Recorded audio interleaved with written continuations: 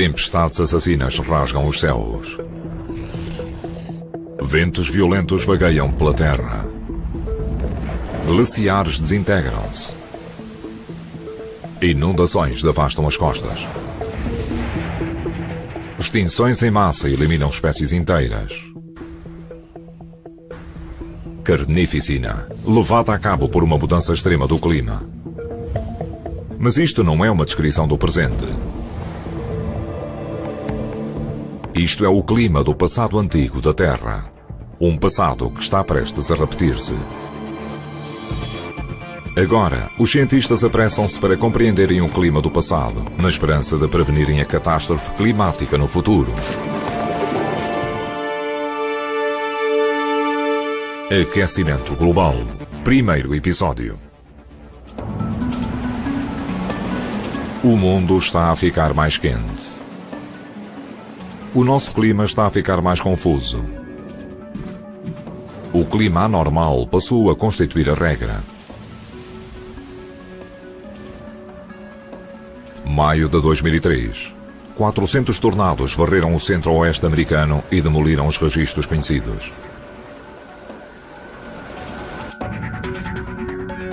2007. A camada de gelo no mar durante os meses de verão no Polo Norte retrocede aos níveis mais baixos desde que há registros. E atualmente, no Darfur, África, uma seca implacável afetou milhões de pessoas, levando a uma fome generalizada. A maior parte dos cientistas acredita que somos nós os culpados, que a atividade humana está a empurrar o clima da Terra para uma catástrofe. À medida que vamos lançando cada vez mais quantidades de gases de estufa para a atmosfera, estes vão encurralando o calor e aumentando a temperatura da Terra. Agora, os cientistas ambientais estão a fazer soar o alarme. Temos de recuar milhões de anos para encontrar situações em que o CO2 na atmosfera fosse tão elevado como é neste momento. E vamos quebrar alguns desses recordes neste século.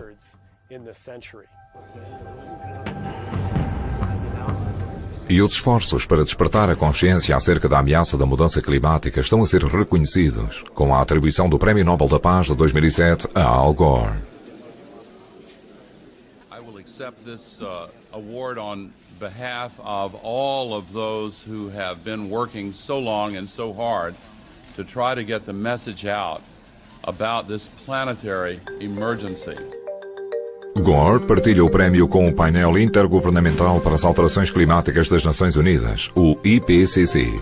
This says there is an unprecedented momentum in the world to take necessary action. O IPCC é constituído pelos mais respeitados cientistas ambientais do mundo. Desde 1990, emitiu uma série de relatórios cada vez mais vigorosos acerca do aquecimento global. O tempo está a escassear, se as previsões estiverem corretas. Para compreenderem o que poderá acontecer no futuro, os cientistas estão a regressar ao passado. Eles acreditam que o passado da Terra poderá proporcionar-nos um desesperante vislumbre do que o futuro nos poderá reservar. Para desvendar os seus segredos, estamos prestes a embarcar numa viagem alucinante através de 650 milhões de anos de alterações climáticas. Para testemunhar algumas das piores condições climatéricas do mundo, desde o calor escaldante ao frio paralisante, e ver o que o passado tem para nos dizer acerca do nosso futuro. Há 125 mil anos, a Terra era um mundo aquático, afogada em mares encrespados. Há 55 milhões de anos, as temperaturas dispararam em mais de 5 graus centígrados. O clima está descontrolado.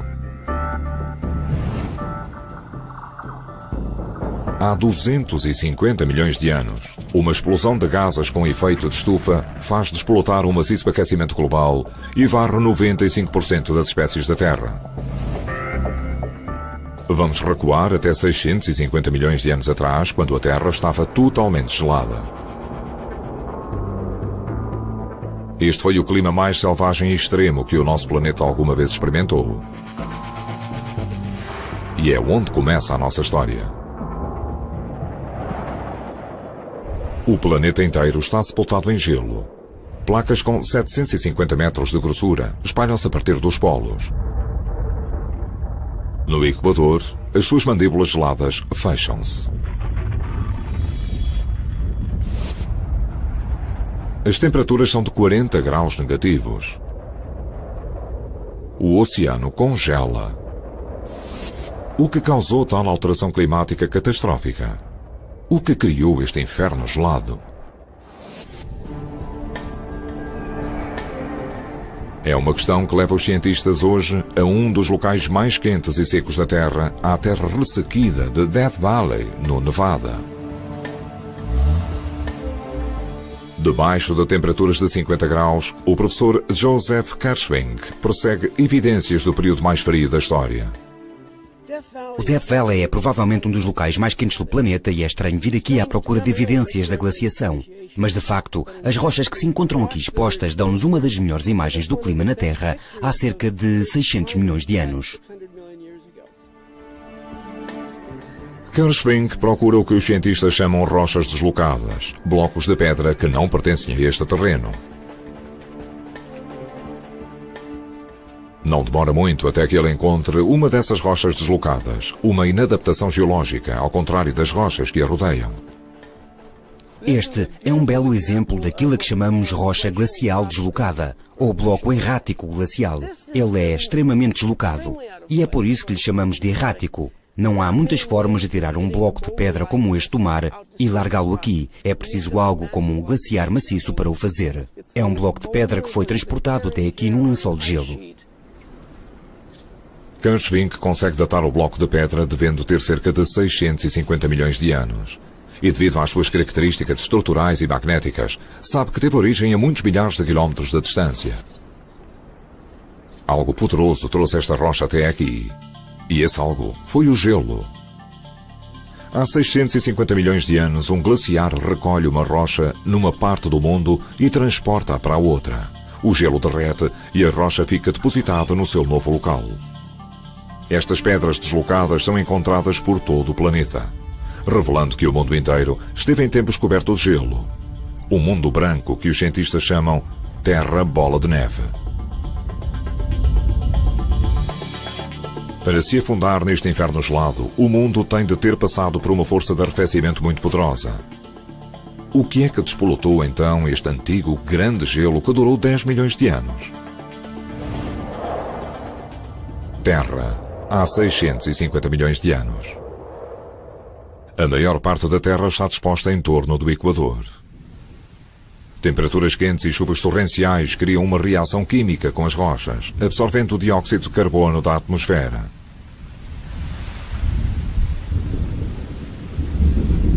Quando o nível de gás com efeito de estufa cai, o planeta começa a arrefecer,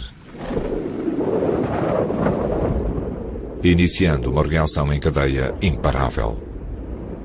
O mundo fica mais frio, com mais neve e mais branco. E os cientistas estão a descobrir que quando o mundo fica mais branco, é ainda mais frio.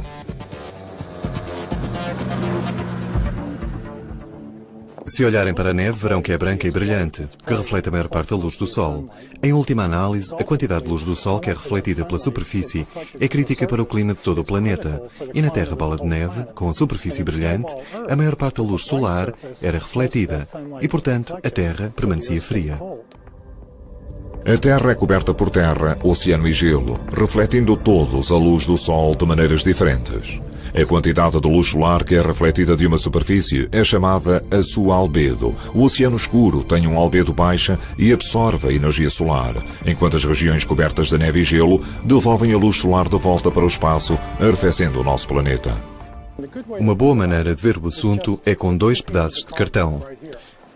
Esta superfície branca reflete a maior parte da luz solar e, portanto, de certo modo, representa a neve que temos à nossa volta. A superfície preta representa o oceano. Perovich coloca os cartões ao sol e espera alguns minutos para que a temperatura aumente. Vamos medir a temperatura. Começamos com o branco e continua com 0 graus centígrados. Agora vamos verificar o preto. Está com 32 graus centígrados. Está um dia frio por aqui, com esta neve e gelo num dia particularmente frio e aqueceu até aos 32 graus centígrados. Só porque tem uma albedo baixa, está a absorver a maior parte da luz solar. Assim como o cartão branco reflete o calor, também num mundo com mais neve, mais branco, os lençóis de gelo refletem o calor do Sol de volta para o espaço. O calor perde-se, a Terra arrefece. As temperaturas caem, forma-se mais gelo, refletindo ainda mais calor para longe da Terra, fazendo mergulhar o clima numa espiral descendente de temperaturas ainda mais frias. O gelo envolve o mundo. Nasce a Terra bola de neve. Como é que seria então o mundo se isso acontecesse hoje? A repetição da Terra bola de neve numa escala temporal humana começaria com glaciares maciços a partir dos polos, que desceriam apanhando toda a civilização à sua frente. Antes que os glaciares engolissem as nossas cidades, violentas tempestades de neve paralisariam populações inteiras. As temperaturas cairiam a pique e os mares começariam a gelar. Teríamos provavelmente uma camada de gelo com 1 metro de grossura a flutuar no Equador. Nessa altura, as nossas provisões alimentares teriam desaparecido totalmente. Os humanos poderiam sobreviver junto a estâncias termais ou instalações de energia nuclear, mas teriam de arranjar comida de qualquer forma. Teriam de ter estufas, teriam de se sustentar artificialmente. A maior parte dos peritos acredita que é improvável que o planeta seja encerrado novamente numa terra bola de neve. Mas este antigo grande gelo pode conter pistas vitais para o futuro do nosso planeta. O efeito albedo que criou a Terra bola de neve está sempre ativo, mas desta vez está a empurrar o nosso clima na direção oposta. O que estamos a assistir agora é uma situação totalmente diferente, em que não temos um aumento da quantidade de neve, mas sim uma diminuição. Por cada quilómetro quadrado de neve e que derrete, a Terra perde um pouco mais do seu poder refletor, e isso pode significar o desastre para o nosso clima. O gelo coberto de neve é o melhor refletor natural do planeta e o oceano o pior. Mas o que temos vindo a assistir ao longo das últimas décadas é que as camadas de gelo no mar estão a diminuir todos os anos. E isso é uma grande preocupação de um ponto de vista climático, porque fica mais quente, havendo mais derretimento. É como um comboio desgovernado. Os climatologistas receiam que este efeito albedo lance o nosso planeta num ciclo incontornável como o fez há 650 milhões de anos, mas desta vez num ciclo mortífero de aquecimento global.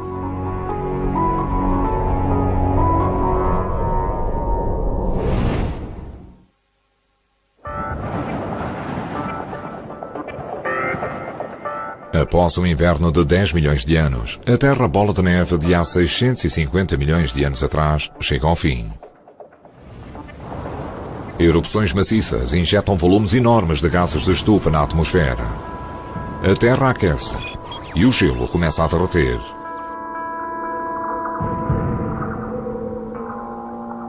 Ao longo dos 400 milhões de anos seguintes, as temperaturas globais sobem e caem gradualmente. O clima é suficientemente estável para a vida florescer. Os insetos e os répteis evoluem.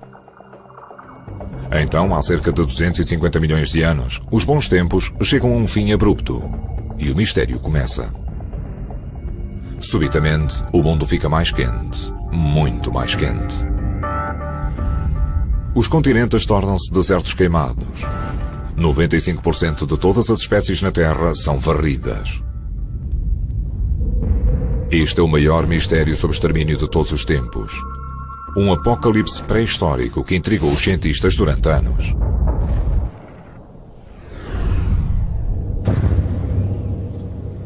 Bacia de Karoo, África do Sul, é árida e inóspita.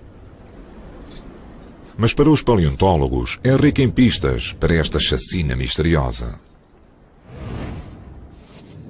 Este é um dos melhores locais no mundo para vermos o que aconteceu à vida selvagem na altura da maior extinção em massa de todos os tempos, há 250 milhões de anos.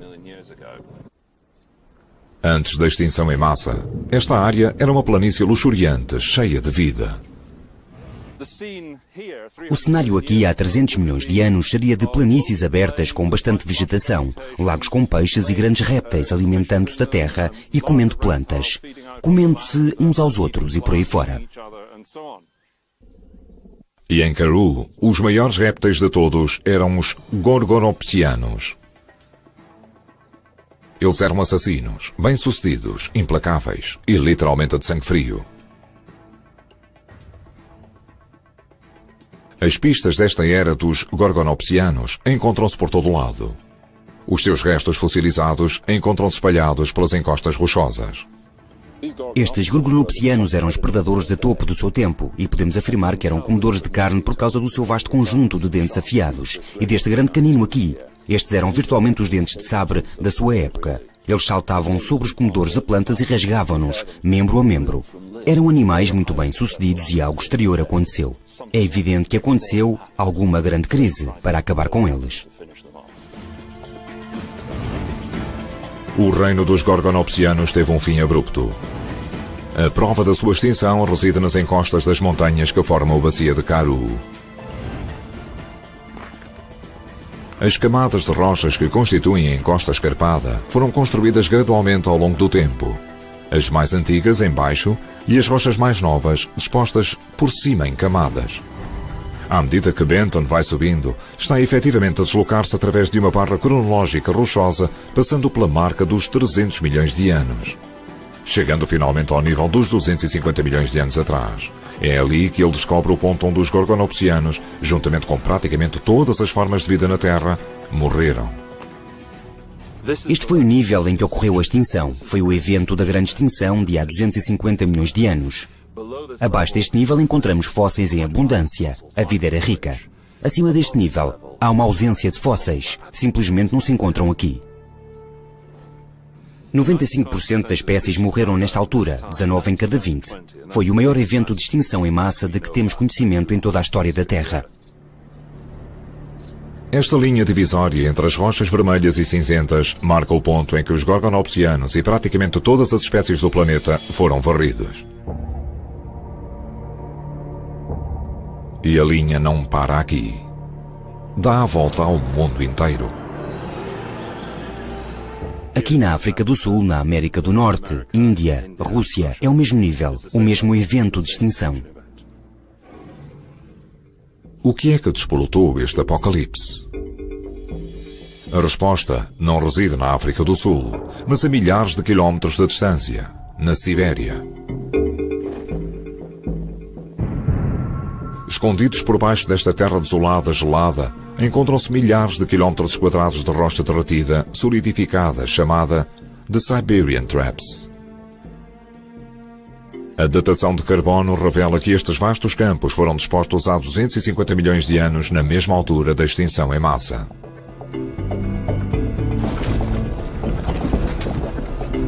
A lava veio das profundezas da superfície da Terra, esguichando através de fendas e fissuras na sua crosta. Esta rocha superaquecida é chamada inundações de erupções de basalto. O meteorologista Alan Robock acredita que as inundações de basalto estão entre as forças mais poderosas do planeta. Tivemos aquilo a que chamamos inundações de erupções de basalto. A terra abriu e o basalto, esta lava muito viscosa, saiu e pavimentou centenas de hectares, uma área de centenas de quilómetros quadrados. Durante este período, houve fontes de fogo, de erupções de lava.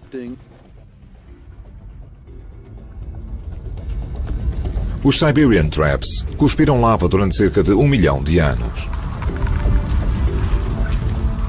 Cobriram uma área 5 vezes o tamanho do Texas com lava com uma profundidade de 1,5 km. Mas este desastre local transformou-se numa catástrofe global quando 95% de todas as espécies do mundo morreram. Como? A resposta reside nos mesmos gases de estufa que são atualmente motivo de preocupação. As grandes erupções produzem o aquecimento global porque um dos clássicos gases que é cuspido é o dióxido de carbono, um gás de estufa clássico. As temperaturas aumentaram em cerca de 6 graus no mundo inteiro. Portanto, a Terra, em comparação com os dias de hoje, era um lugar mais quente. O assassino foi o dióxido de carbono. Mas que quantidade de CO2 foi necessária para varrer a vida na Terra? Confrontados com níveis cada vez mais elevados de dióxido de carbono na nossa atmosfera, esta é agora uma questão crucial. Na corrida para resolver o mistério, o Dr. Dana Royer está a estudar plantas antigas fossilizadas. Ao contrário de nós, as árvores e plantas precisam de dióxido de carbono para sobreviverem. Absorvem-no através das suas folhas. Ao microscópio, Royer investiga restos de plantas fossilizadas com 250 milhões de anos. Ele concentra-se nos pulmões da planta, poros respiratórios minúsculos que cobrem a parte posterior da folha.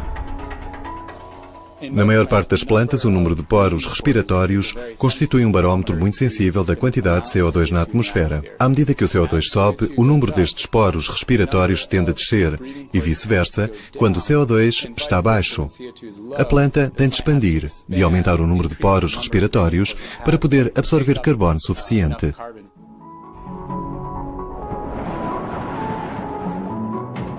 Quanto mais elevados são os níveis de carbono, menos poros precisa a planta.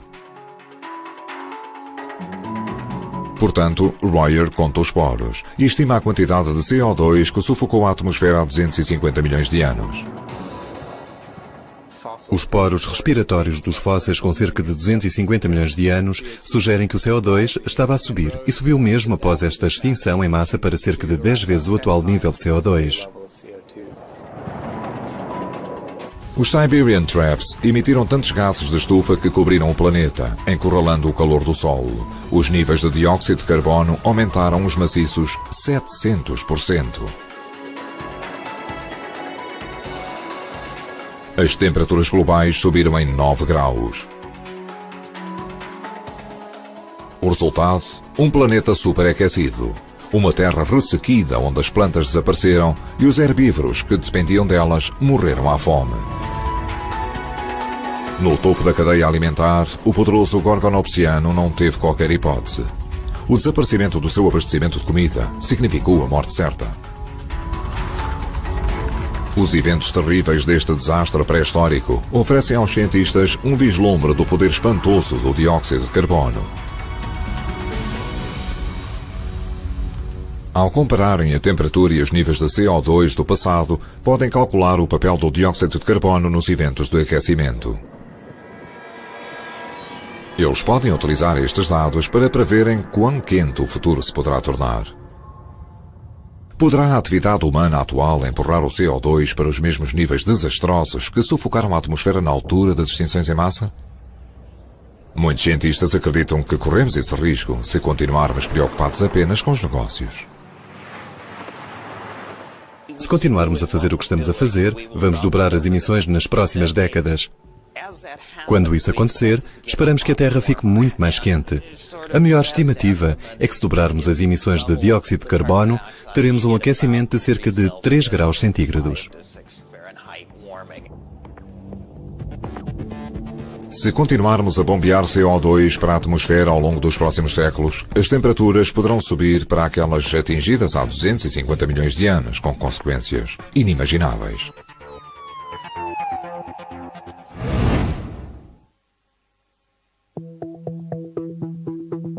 Após as condições superquentes que se verificaram há 250 milhões de anos, o planeta arrefece lentamente.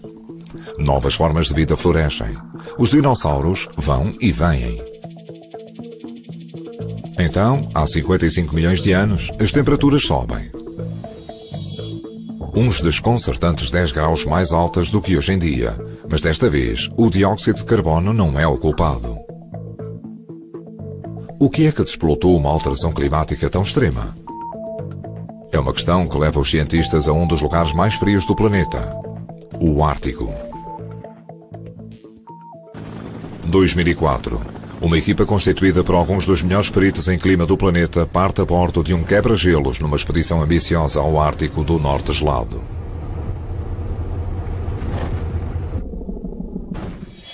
Havia muitas questões que queríamos resolver. Por exemplo, como é que o calor chegou ali? Que tipo de animais e flora havia ali? Para fazer recuar o relógio 55 milhões de anos, os cientistas procuraram nas profundezas do Oceano Ártico. A equipa perfurou através de milhares de metros de sedimento do oceano à procura de pistas encurraladas em camadas antigas. Quanto mais fundo penetravam, mais para trás no tempo viajavam. Temos de penetrar a uma grande profundidade nos sedimentos que estão a ser enterrados no fundo do oceano. E eles são, na verdade, como um livro de história da Terra. Com o recurso à datação radioativa dos sedimentos, eles fazem a aproximação à marca dos 55 milhões de anos. E fazem uma descoberta extraordinária. Escondido no núcleo, a equipa descobre restos fossilizados de um feto minúsculo. Uma planta que só consegue florescer em água quente. É uma descoberta chocante. O fragmento microscópico da antiga planta mostra que há 55 milhões de anos o Ártico era um oceano de águas tropicais. Se recuarmos 50 milhões de anos e pensarmos no Oceano Ártico coberto por este lodo verde avermelhado e imaginarmos milhares e milhares de quilómetros quadrados cheios destes pequenos fetos, é simplesmente espantoso.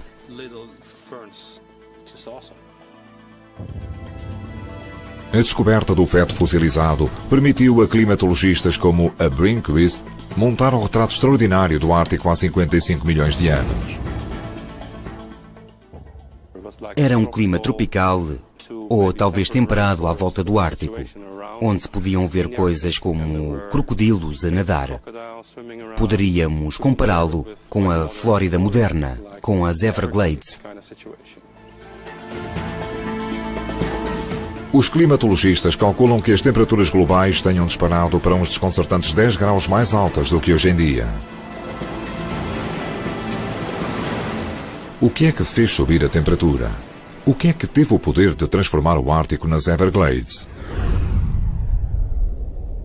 Terra, há 55 milhões de anos. Grande parte da superfície é inferno escaldante, cheia de violentas erupções vulcânicas que emitem quantidades inimagináveis de gases de estufa para a atmosfera. As temperaturas sobem, mas isto só por si não é suficiente para produzir um Ártico tropical. Agora os cientistas acham que descobriram a peça que faltava ao seu puzzle pré-histórico, num oceano ao largo de Santa Bárbara, Califórnia.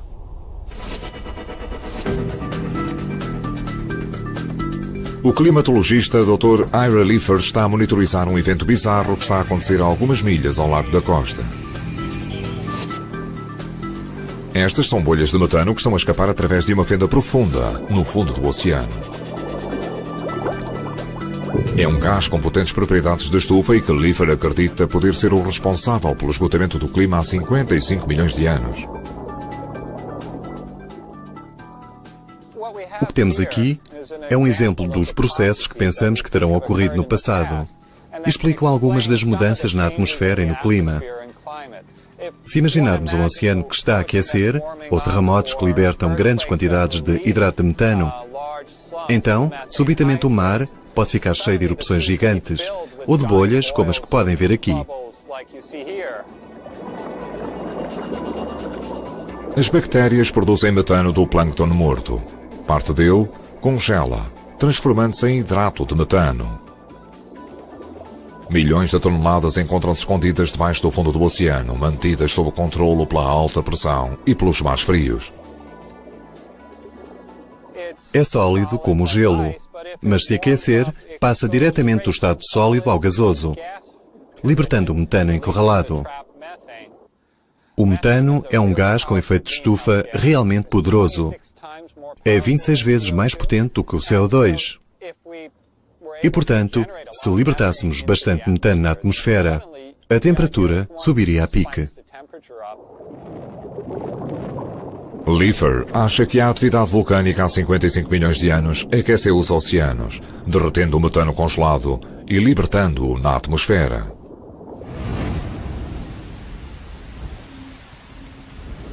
Hoje, o planeta está a aquecer uma vez mais e os cientistas receiam que o devastador aquecimento global do passado se possa repetir no futuro. As estimativas acerca da quantidade existente de hidrato de metano que se encontra a salvo no leito do mar, por agora, cifram-se pelo menos na ordem de 3.000 vezes o total de metano da atmosfera. Mas com os oceanos a aquecerem, o gás congelado pode derreter, libertando vastas reservas de metano e fazendo subir a pique uma vez mais a temperatura da Terra.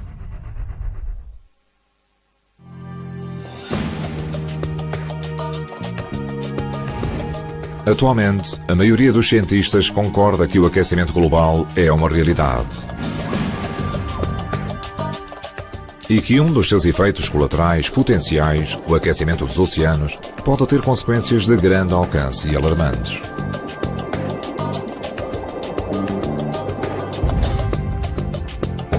Mesmo ao largo das Florida Keys, o biólogo marinho Kevin Hamill encontra-se numa missão para descobrir quão depressa os nossos oceanos estão a aquecer.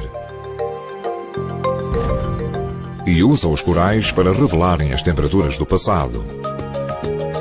Ele está a caminho de um recife a poucas milhas da costa. Hoje vamos perfurar um coral que tem aproximadamente 200 a 300 anos de idade. Terá provavelmente cerca de 1,5 metro de altura. Elmley espera que o coral que está prestes a extrair revele segredos das temperaturas do mar ao longo dos últimos 300 anos.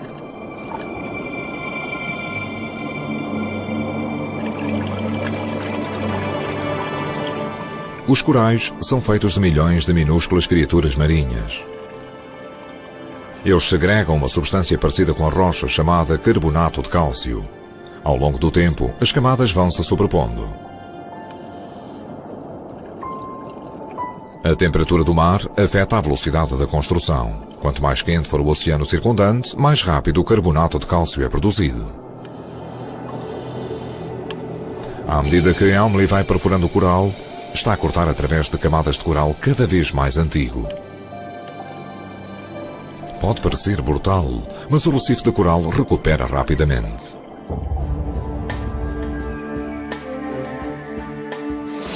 De volta ao laboratório, ele corta o núcleo em lâminas e fotografa-as com uma câmera de raio-x. Estas 3 imagens revelam a história da temperatura do mar. Elmley concentra-se na imagem do centro, contendo evidências dos últimos 3 séculos. A área entre cada linha vermelha representa 1 ano de crescimento do coral. As camadas são construídas ao longo de centenas de anos. Elmley compara a largura das bandas de crescimento dos anos de 1900 com o início de 1700.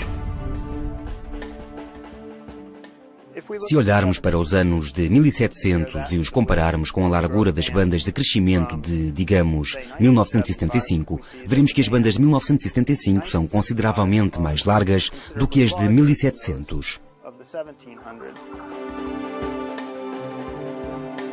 Quanto mais larga for a banda, mais cresceu o coral no espaço de 1 ano. E como os corais crescem mais depressa quando os mares estão mais quentes, Elmley pode ver claramente que os oceanos aqueceram ao longo dos séculos. E milhares de amostras de coral de vários locais nas Caraíbas mostram o mesmo padrão alarmante. Uma taxa de crescimento mais rápida. Nesta parte do mundo, as temperaturas do oceano estão decididamente a subir. E não é apenas o mar à volta da Flórida que está a aquecer. Os corais da Grande Barreira de Coral também registram aumentos semelhantes nas taxas de crescimento ao longo das últimas décadas, indicando que pode não ser um evento localizado, mas antes um problema muito mais global.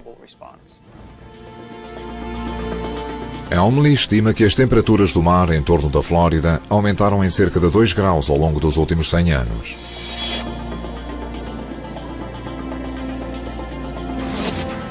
Este aumento na temperatura fez soar o alarme, uma vez que basta um aumento de alguns graus na temperatura do oceano para que este possa começar a libertar o metano congelado que se encontra encerrado debaixo do fundo do mar. Poderá o ciclo mortífero de libertação de metano e aquecimento global estar já a acontecer?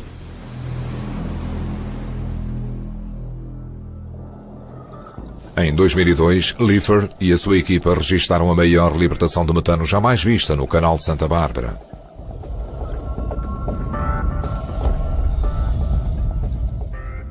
Os mergulhadores descreveram o som desta fuga como se fosse um comboio de carga a passar mesmo ao lado deles.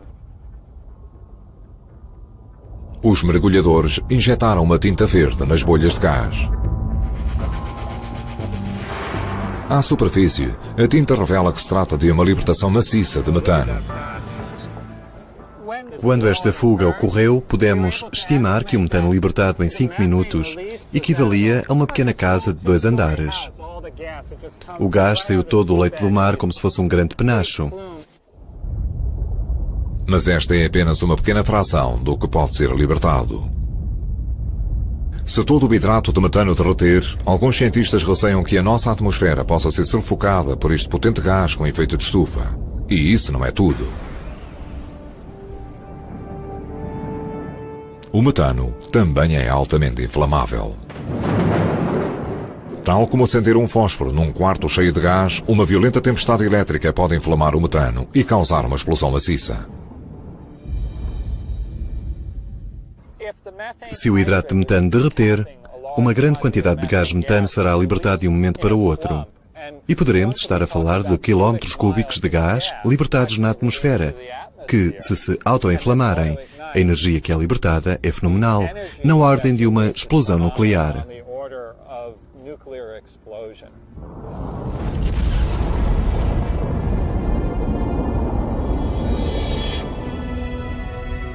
É uma visão tortuosa do planeta forçado a extremos. Com desertos queimados e uma atmosfera a explodir. Um mundo onde poucos de nós conseguiriam sobreviver.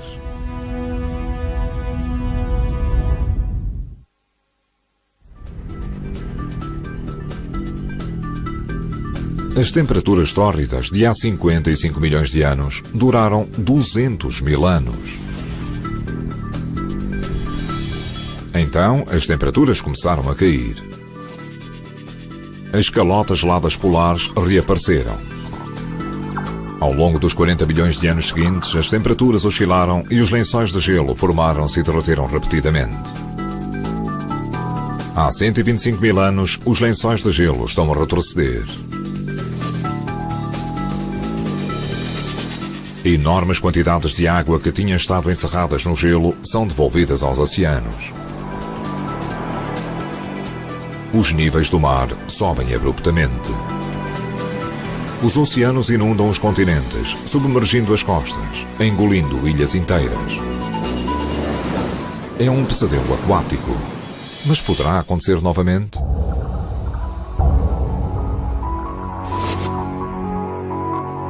De volta à Flórida, Kevin Elmley está à procura de evidências de um derretimento maciço no Windleakey Fossil Park. Ele está fascinado com uma descoberta notável que foi revelada quando o local era uma pedreira. Nos finais do século passado, os trabalhadores da pedreira que cortavam lajes de pedra para construção puseram inadvertidamente a nu uma fatia crítica da história climática. Estas paredes da pedreira, a centenas de metros da costa, são restos antigos de um recife de coral. Este tipo de coral tropical só vive a uma profundidade de 3 a 6 metros, tornando-os num indicador valioso do nível do mar através da história. Sabemos que estes corais têm cerca de 100 a 125 mil anos de idade e, como estamos obviamente acima do nível do mar, sabemos que o nível do mar era muito mais alto há 100 ou 125 mil anos. Estimamos que o nível do mar estaria provavelmente 3 metros acima das nossas cabeças neste momento, para que estes corais pudessem ter crescido. Isto significa que há 125 mil anos o derretimento das calotas polares geladas deve ter levado a que os oceanos tivessem mais 3 metros do que os níveis atuais. Os cientistas calculam que as temperaturas eram cerca de 5 graus mais quentes do que as de hoje. Mas o que fez com que o mundo aquecesse e os oceanos subissem? É uma questão que confundiu os cientistas durante séculos. Então, em meados do século XIX, os geólogos fizeram uma descoberta notável. As calotas polares geladas tinham crescido e derretido repetidamente ao longo dos últimos 2 milhões de anos, conforme o mundo entrava e saía de períodos de frio. Mas não faziam ideia do que desplotava este ciclo inexorável de gelos e desgelos. Até 1964, quando James Kroll, praticamente sem instrução, surge com uma teoria chocante. Ele sugere que a resposta reside não na Terra, mas no espaço exterior. Kroll argumenta que a força gravitacional do Sol, Lua e dos planetas afeta a inclinação do eixo da Terra, mudando a forma da órbita do mundo à volta do Sol, deixando de ser um padrão circular para ser elíptico. Ele observa que estas mudanças acontecem em ciclos regulares que duram milhares de anos, alterando a quantidade de calor da luz solar que atinge a superfície da Terra. James Kroll utilizou equações que foram recentemente aplicadas com sucesso na previsão da existência de Neptuno e usou-as para prever que a quantidade de luz do Sol sobre a Terra iria mudar de forma previsível. A teoria de Kroll é simples e brilhante. Quando a órbita da Terra é principalmente elíptica, experimentamos estações extremas e os lençóis de gelo crescem. Mas os académicos rejeitam as suas ideias e os seus papéis são esquecidos na prateleira. 50 anos mais tarde, um engenheiro civil da Sibéria volta a examinar o trabalho de Kroll. Milutin Milankovitch estuda cuidadosamente os seus cálculos. A sua conclusão? Kroll estava certo. E Milankovitch vai mais longe. Ele acrescenta uma escala cronológica, calculando que o nosso planeta muda o seu padrão orbital à volta do Sol todos os 100.000 anos. Isto explica a razão pela qual a Terra oscila entre períodos quentes e frios. Mas os cálculos de Kroll e Milankovitch eram teóricos. Agora os cientistas estão a descobrir evidências concretas destes ciclos noutra pedreira a alguns quilómetros de Nova Iorque. Esta pedreira é um lugar extraordinário para vermos o efeito das mudanças do clima, dos ciclos do clima, em sedimentos e no ambiente. Nesta pedreira, podemos ver camada após camada de sedimentos profundos do lago. Este é um corte transversal de um antigo leito do lago e contém um registro vivo das mudanças da temperatura na Terra. As faixas de rochas de cores diferentes na face da falésia são testemunhas de milhares de anos de alterações climáticas. Cada vez que o eixo da Terra inclina ou a órbita muda, altera a quantidade de calor produzido pela luz solar que atinge a superfície. Este processo tem um efeito direto no lago. Quanto mais luz do Sol atinge a superfície da Terra, mais as temperaturas sobem e mais o lago evapora. Forma-se um solo seco e poeirento com uma camada de rocha clara. Então, a posição da Terra muda de novo. Menos luz do Sol atinge a superfície e o nosso planeta arrefece. As águas regressam, voltando a encher o lago. Os sedimentos acumulam-se em cima da antiga camada de solo seco e poeirente, formando uma faixa mais escura de rocha. Durante os tempos úmidos, como quando esta faixa preta foi formada, teríamos visto um lago enorme. Portanto, esta área estaria totalmente coberta de água. Mas então, toda essa água secou, e isto ficou uma vasta planície, que era o leito deste lago seco. Isto acontece repetidamente.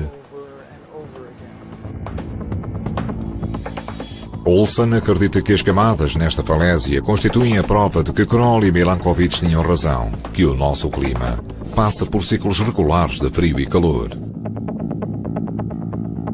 Até há 125.000 anos atrás, a órbita da Terra era praticamente circular. Desde então, mudou e tornou-se mais elíptica. Isto significa que devíamos estar a arrefecer. Mas em vez disso, o nosso planeta está a aquecer.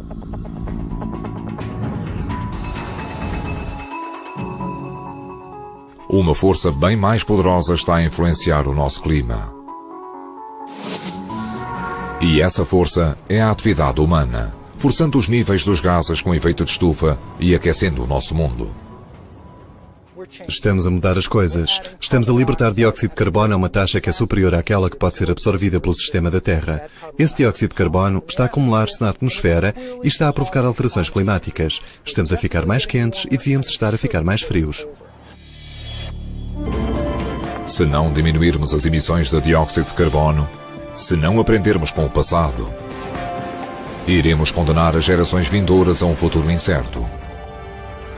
O nosso destino está nas nossas próprias mãos. A Terra já teve um alerta global. Versão portuguesa. Pátio das Cantigas.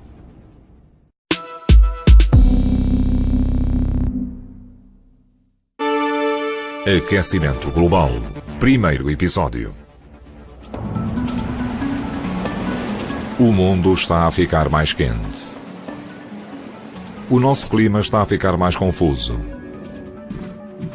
O clima anormal passou a constituir a regra. Maio de 2003. 400 tornados varreram o centro-oeste americano e demoliram os registros conhecidos. 2007. A camada de gelo no mar durante os meses de verão no Polo Norte retrocede aos níveis mais baixos desde que há registros. E atualmente, no Darfur, África, uma seca implacável afetou milhões de pessoas, levando a uma fome generalizada. A maior parte dos cientistas acredita que somos nós os culpados, que a atividade humana está a empurrar o clima da Terra para uma catástrofe. À medida que vamos lançando cada vez mais quantidades de gases de estufa para a atmosfera, estes vão encurralando o calor e aumentando a temperatura da Terra. Agora os cientistas ambientais estão a fazer soar o alarme.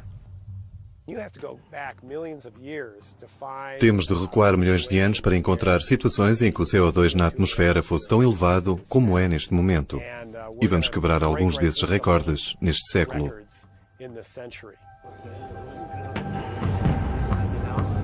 E os esforços para despertar a consciência acerca da ameaça da mudança climática estão a ser reconhecidos, com a atribuição do Prémio Nobel da Paz de 2007 a Al Gore.